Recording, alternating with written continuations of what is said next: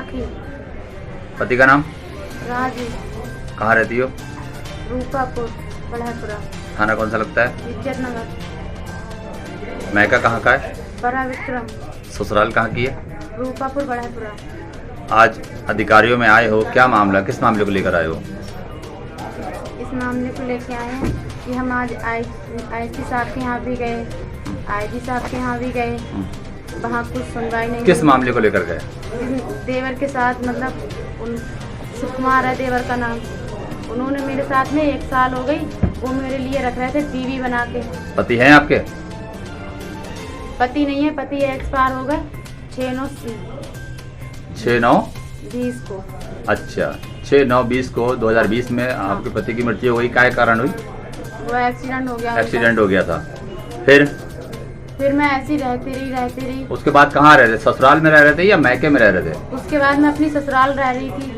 ये मामला था, मैं वहाँ मेरे पति एक्सपायर हो गए तो मेरे ससुराल वालों ने मुझे बहू बना के रखा था वहाँ। बहू तो ऑलरेडी पहले से थी आप? पहले ऑलरेडी थी, उसके लड़के के लिए बड़े वाले के लिए। अच्छा। अब उसके मतलब छोटा वाला लड़का है शिव कुमार, उसके लिए उन्होंने कहा हम तुमको इसके लिए बैठा लेंगे और शादी के रीति रिवाज के मतलब उससे फेरे डाल लेंगे, तुमको यहीं पे बैठा लेंगे।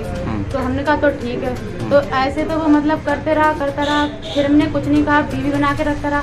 फिर उन्होंने कहा अब हम तुझसे शादी नहीं करेंगे। उन्होंने फिर मुझे 14 तारीख को मतलब ऐसी घटना की, 17 को भी की।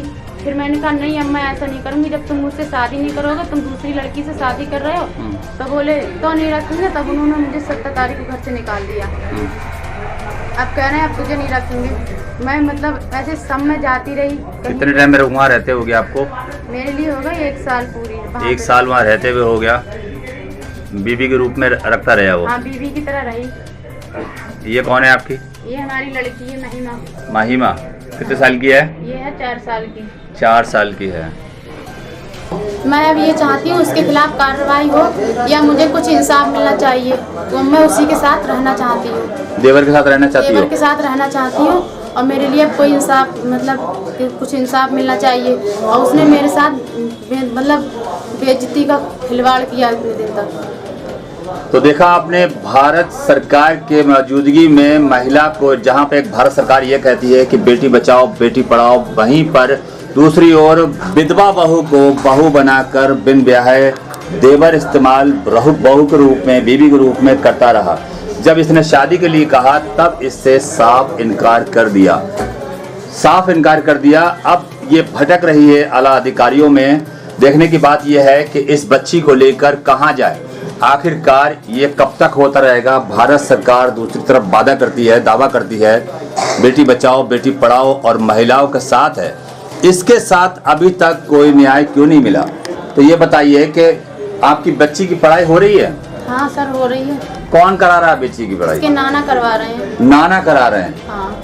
ददियाल वालों ने कुछ नहीं किया? कुछ नहीं किया उन्होंने।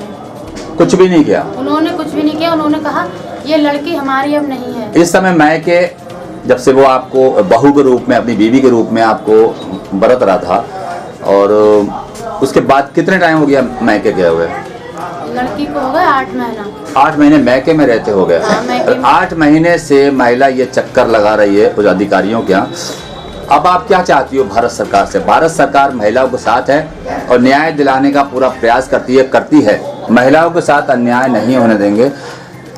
अब आप बताएं क्या चाहती हैं? मैं ये चाहती हूँ मुख्यमंत्री से कि मेरे लिए न्याय मिलना चाहिए। न्याय नहीं मिला तो मैं कुछ भी कर सकती हूँ। ये महिला मुख्यमंत्री से मदद की गुहार लगा रही है। देखने की बात यह है कि उच्च अधिकारियों में ये भटक रही है। देखो इसने दिया है, लेकिन अभी तक कोई इसको न्याय नहीं मिला। बड़े दुख की बात है कि इसको एक तरह से देखा जाए तो इसको बलात्कार के रूप में अपनी बात को कहें कि बिन ब्याहे अगर किसी के साथ इस्तेमाल किया जाए तो बलात्कारी माना जाएगा।